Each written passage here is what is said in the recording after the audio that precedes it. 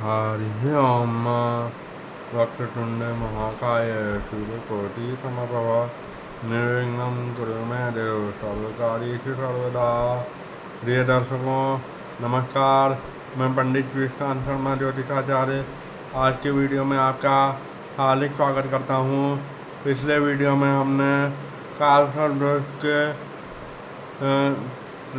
पिछले वीडियो में हमने कालसर्प दोष के लक्षण के बारे में चर्चा की थी। उसी चर्चा को आगे बढ़ाते हुए आज हम 12 प्रकार के कालसर्प योग के बारे में बात करेंगे। योग और दोष में अंतर होता है। योग का अर्थ तो ये होता है कि कालसर्प दोष होते हुए भी अच्छे परिणाम मिलते हैं, लेकिन दोष में इसके बुरे परिणाम मिलते हैं। कालसर्प दोष के बारे में संक्षिप्त में चर्चा हम पिछले वीडियो में कर चुके हैं। आज हम 12 प्रकार के कालसर्प दोष के बारे में चर्चा करेंगे और उनके निवारण और उपाय के बारे में भी चर्चा करेंगे। पिछले वीडियो में हमने कालसर्प दोष के नियम के बारे में चर्चा की थी। इसी चर्चा को आगे बढ़ाते हुए आज हम इसकी चर्चा करेंगे 12 प्रकार के कालसर्प दोषों की। तो चलिए शुरू करते हैं आज के वीडियो को। वीडियो शुरू करने से पहले आप सभी से एक निवेदन है कि अगर आपने मेरे चैनल को सब्सक्राइब नहीं किया हो तो सब्सक्राइब करें, लाइक और शेयर ज़रूर करें। तो चलिए शुरू करते हैं आज के वीडियो को। 12 प्रकार के कालसर्प दोष होते हैं। कौन कौन से? पहला होता है अनंत कालसर्प दोष। अनंत कालसर्प दोष का लक्षण यह होता है कि जब राहु प्रथम भाव में हो यानी लग्न में हो और केतु सप्तम भाव में हो तो ऐसा दोष अनंत कालसर्प दोष के नाम से जाना जाता है। और इसी के इन्हीं राहु और केतु के बीच में यदि सभी ग्रह सातों ग्रह आ जाएं, चाहे इस तरफ हो चाहे इस तरफ हो, परंतु राहु और केतु के मध्य में सभी सातों ग्रह होना चाहिए, तभी कालसर्प दोष होगा, अन्यथा नहीं। तो यदि प्रथम भाव में राहु और सप्तम में केतु हो और उन्हीं के बीच में सभी सातों ग्रह आ जाएं तो अनंत कालसर्प दोष होता है। अनंत कालसर्प दोष होने पर व्यक्ति को स्वास्थ्य संबंधी परेशानियां हो सकती हैं, वैवाहिक जीवन में परेशानी हो सकती है, क्योंकि राहु और केतु की सप्तम दृष्टि आपस में पड़ती है, इसलिए सप्तम भाव को भी प्रभावित करेंगे। उसके बाद बात करते हैं अगला कालसर्प दोष है कुलिक कालसर्प दोष। यदि द्वितीय भाव में राहु और अष्टम भाव में केतु हो और उनके बीच में सभी ग्रह आ जाएं तो कुलिक नामक कालसर्प दोष होता है। इसी प्रकार यदि तृतीय भाव में राहु और नवम भाव में केतु हो तो वासुकी नामक कालसर्प दोष होता है। और यदि नवम भाव में राहु और तृतीय भाव में केतु हो तो शंखपाल नामक कालसर्प दोष होता है। और चतुर्थ भाव में राहु और दसम भाव में केतु हो तो शंखचूड़ नामक कालसर्प दोष होता है। इसी प्रकार यदि दसम भाव में राहु और चतुर्थ भाव में केतु हो तो चतुर्थ भाव में केतु हो और दसम भाव में राहु हो तो घातक नामक कालसर्प दोष होता है। इसी प्रकार एकादश भाव में यदि एकादश भाव में राहु और पंचम भाव में केतु हो तो विषधर नामक कालसर्प दोष होता है। और यदि दसम भाव में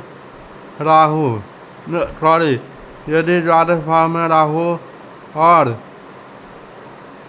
उसके ठीक सामने यानी छठे भाव में केतु हो तो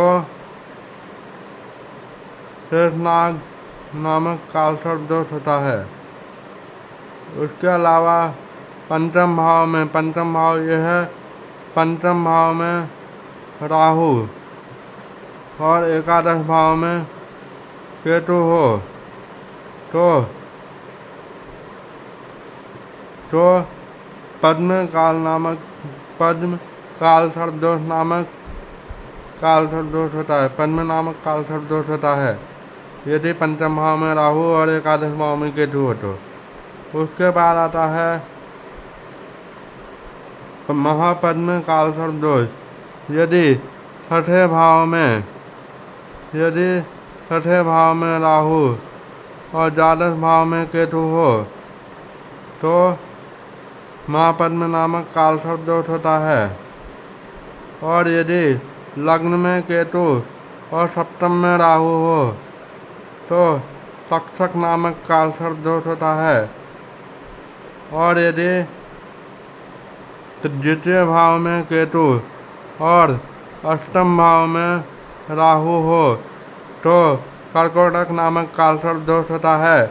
और इनके परिणाम के लिए अपने अपने भावों के अनुसार इनके अनुसार नकारात्मक परिणाम मिलते हैं राहु और केतु की दशा और अंतर्दशा में।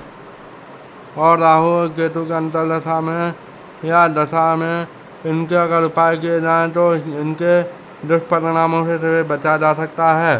परंतु पिछले वीडियो में बताए गए काल सर्प दोष के सभी नियम लागू होने चाहिए, तभी पूर्णतया काल सर्प दोष होगा। अन्यथा राहु और केतु के बीच सभी ग्रह आ जाने पर भी काल सर्प दोष के बुरे परिणाम नहीं मिलेंगे। पिछले वीडियो में हमने सचिन तेंदुलकर की कुंडली का उदाहरण देकर यह बात समझाई थी। तो इस प्रकार से ज्योतिष शास्त्र में 12 प्रकार के काल सर्प दोष कहे गए हैं। अनंत काल सर्प दोष, कुलिक काल सर्प दोष, वासुकी काल सर्प दोष, शंखपाल काल सर्प दोष, शंखचूड़ काल सर्प दोष, घातक काल सर्प दोष, विषधर काल सर्प दोष, शेषनाग काल सर्प दोष, पद्म काल सर्प दोष, महापद्म काल सर्प दोष, तक्षक काल सर्प दोष और कर्कोटक काल सर्प दोष। अब बात करते हैं काल सर्प दोष। यदि वास्तव में काल सर्प दोष हो यानी पिछले वीडियो में बताए गए सभी नियम लागू हो रहे हों काल सर्प दोष के, तो इनके दुष्परिणामों से बचने के लिए क्या क्या उपाय करने चाहिए, उन उपायों पर आज हम चर्चा करेंगे। और उससे पहले लक्षण के बारे में मैं आपको बताना चाहूँगा। काल सर्प दोष होने पर क्या क्या लक्षण दिखाई देते हैं मुख्य रूप से, जैसे बनते काम में बाधा आना, अधिक परिश्रम करने पर भी संतोषजनक परिणाम नहीं मिलना, बार बार डरावने सपने आना, बार बार अपमानित होना आदि काल सर्प दोष के लक्षण हैं। ये राहु और केतु की दशा अंतर्दशा में ऐसे लक्षण दिखाई देते हैं यदि काल सर्प दोष हो तो। अब इनके उपाय के बारे में चर्चा करें तो सबसे प्रमुख उपाय यह है कि काल सर्प दोष की अवधि में यदि राहु या केतु की महादशा या अंतर्दशा चल रही हो तो सबसे प्रमुख उपाय है नासिक या उज्जैन के त्र्यंबकेश्वर महादेव मंदिर में जाकर के विधि विधान से शिव जी का अभिषेक कराएं। यह सबसे प्रमुख उपाय है। यदि यह संभव नहीं हो तो निम्न आसान उपाय भी किए जा सकते हैं, जैसे महामृत्युंजय मंत्र का 108 बार जप करें, नाग पंचमी के दिन चांदी के सर्प का जोड़ा बनाकर इसे शिव जी के मंदिर में स्थापित करें और इनकी पूजा करें, या पूजा करने के साथ साथ इन्हें बहते जल में भी प्रवाहित कर सकते हैं। उसके बाद में अगले उपाय की बात करें तो किसी भी सोमवार, विशेषकर श्रावण मास के सोमवार से प्रारंभ करते हुए शिव जी का दूध और गंगा जल से विधि विधान से घर पर भी अभिषेक किया जा सकता है। इससे भी इस दोष में लाभ मिलेगा। उसके अलावा एक उपाय और है, शिव गायत्री मंत्र का जाप करें। शिव गायत्री मंत्र यह है: ओम तत्पुरुषाय धीमहि महादेवाय धीमहि तन्नो रुद्र प्रचोदयात्। इसके अलावा आप राहु और केतु के बीज मंत्र का भी जाप कर सकते हैं, उससे भी इस दोष में लाभ मिलता है।